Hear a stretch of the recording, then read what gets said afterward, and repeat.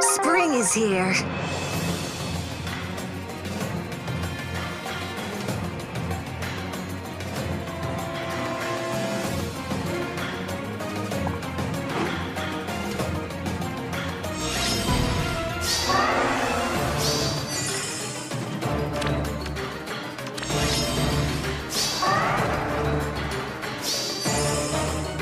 All right.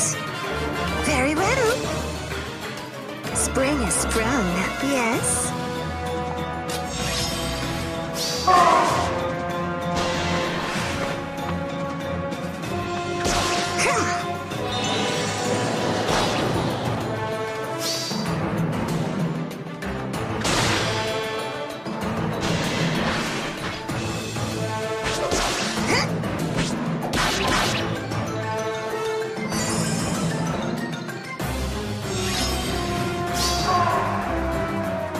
Gotta cool off.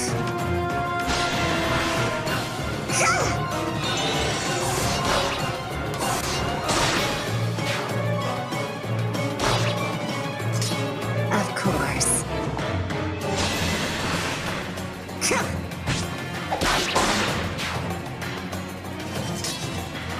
Let's go.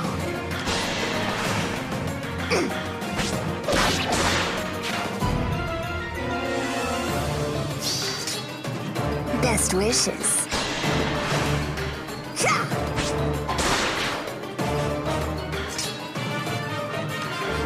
Beautiful.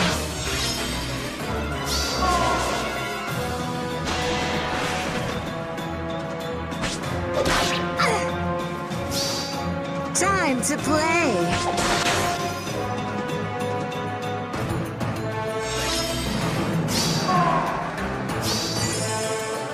Time for a swim?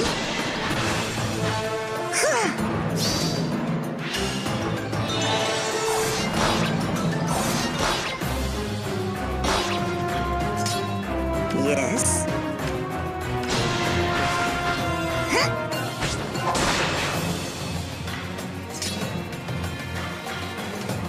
Yes. Well. Spring is here.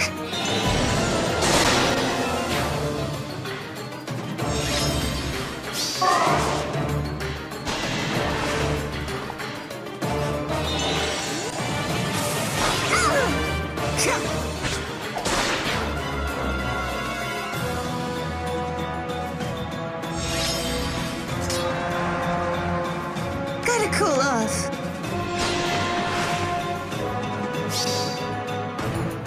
Shall we drown them?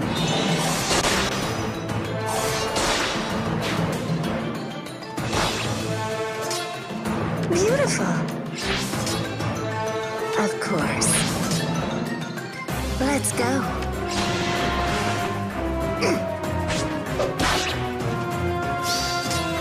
Yes.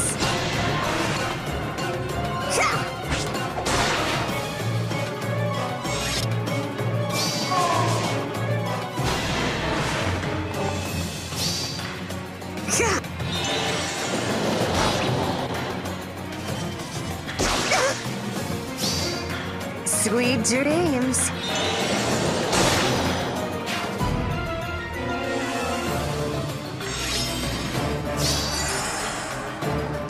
All right.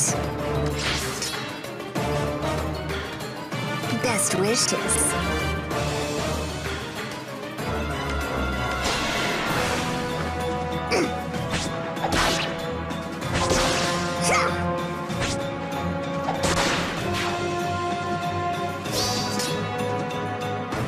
Spring is sprung.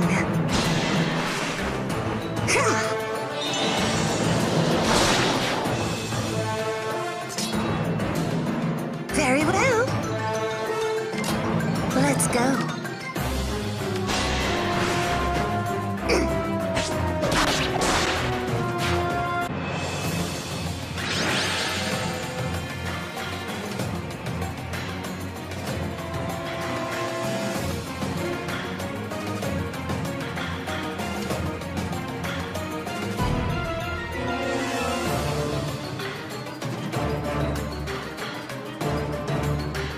Hey everyone, GuardianE here with another Infernal Clear video for Fire Emblem Heroes. Today we're taking on the lovely Dark One Aversa on our very own Grand Hero Battle map. So this just dropped today. We're getting Aversa, which is very exciting. She's the first flying tome user for free-to-play players. She's the first one that's being given out by Intelligent Systems. And that's very good. That's a huge bolster to free-to-play teams in general in the game. So in addressing the map itself, the map's gimmick, or I guess really more Aversa's gimmick, because this really stems from her unique weapon, Aversa's Knight, is if any of her foes have two units that are adjacent to each other, they essentially get a debuff to all of their stats, plus a panic ploy effect. And this is intended to counter certain movement-based teams that rely on the units sticking close together, certain falchion users that afford buffs when they're sitting next to an ally, blade tome users or blade tome type effects where you get super bonuses with respect to certain activated buffs. So this is intended to counter all of those effects, and it does it pretty well. It's an interesting idea, and it is map wide, so everything on the map will get affected by this if you have two units that are adjacent to each other.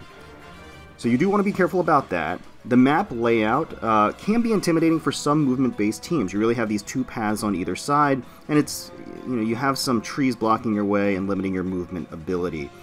For flyers, if you're using a flying team, this map is beautiful.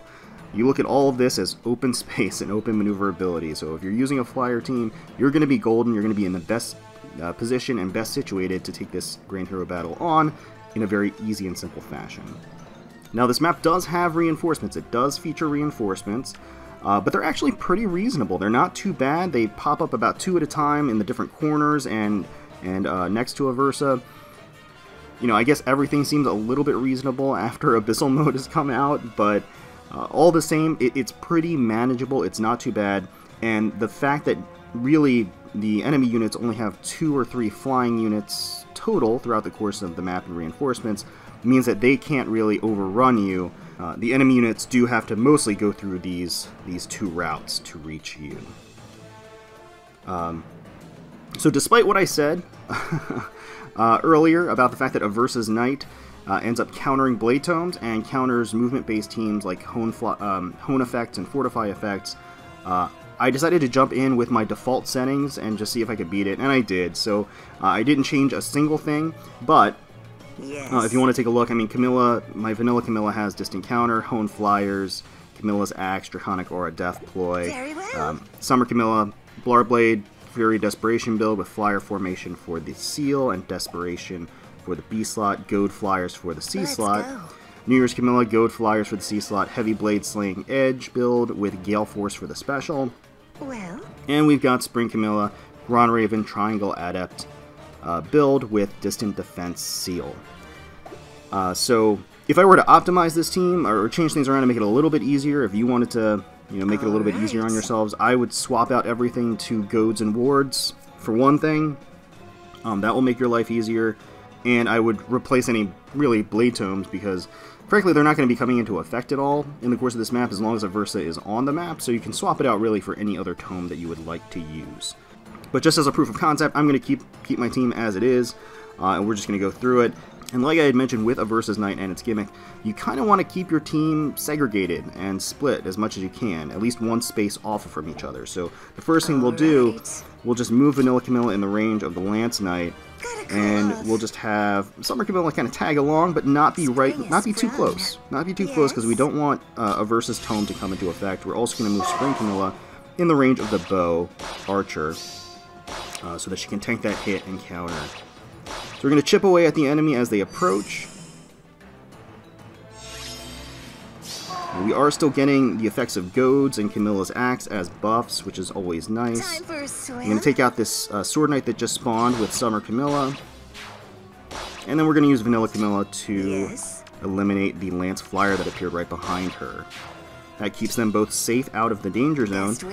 And New Year's Camilla is going to run up here, just eliminate the Mage Knight, activate Gale Force in the process, which will allow her to then very adequately take out the Bow Fighter, and Spring Camilla can reposition her to safety.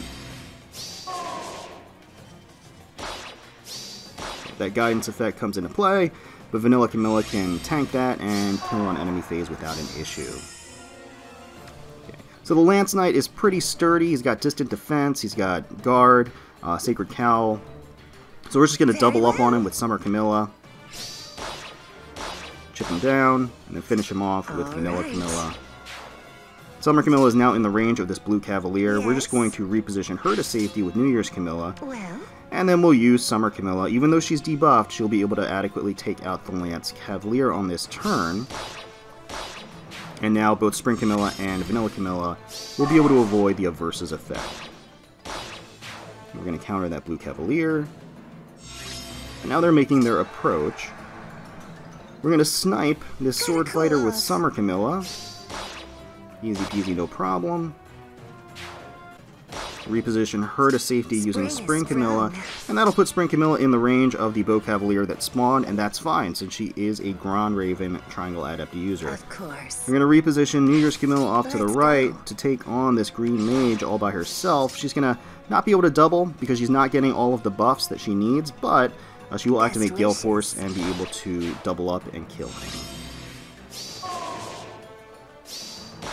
Okay, so that Bow Cavalier runs up, gets killed on enemy phase, and now it's just cleanup. This last turn, New Year's Camilla is going to be doing most of the work. We're going to reposition her over. She'll be able to take out the Lance Flyer right here. Activate Gale Force in the process. We're going to be using her to take out Aversa, but this Axe Dragon is in the way. We'll use Spring Camilla to eliminate him. Very well. And we'll also move up Summer Camilla so that both of them are providing a Goad Flyers buff to New Year's Camilla so that she can double Aversa and take her out in one turn. So that's it. That's the strategy that I used with Camilla Emblem to take on the lovely Dark One Aversa on her Infernal Grand Hero battle. Let me know in the comments below what strategies and teams you ended up using to take on this Grand Hero battle. I hope you enjoyed, and if you did, please feel free to leave us a like, comment, and subscribe to the channel for more Fire Emblem Heroes content. We thank you so much for watching. We really, really do appreciate it. And until next time, let's protect those skies.